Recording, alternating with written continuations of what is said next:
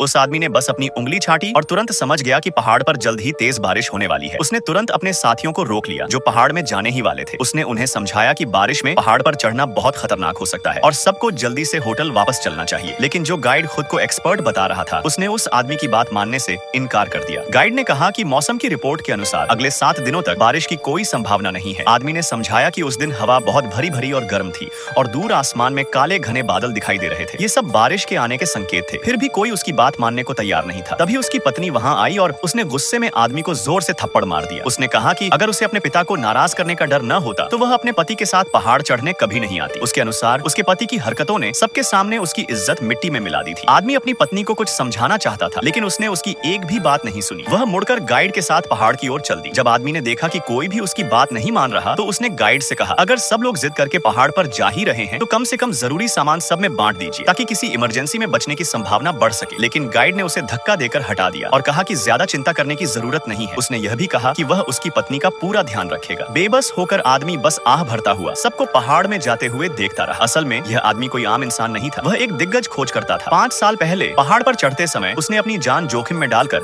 अपनी पत्नी के दादा की जान बचाई थी। इस एहसान के बदले दादा ने अपनी पोती की शादी उससे कर दी थी। लेकिन उस आदमी ने कभी अपनी पत्नी को यह नहीं बताया कि वह एक एक्सप्लोरर है। पिछले 5 सालों में उसकी पत्नी अपने करियर में व्यस्त रही और उसे लगता था कि उसका पति सिर्फ उसके पैसों पर जी रहा है। वह रोजमर्रा की जिंदगी में भी उससे ठंडा व्यवहार करती थी। फिर भी आदमी हमेशा अपने ससुर दादा की दी हुई सीख को याद रखता था। और नेक्स्ट पार्ट के लिए अभी सब्सक्राइब करें।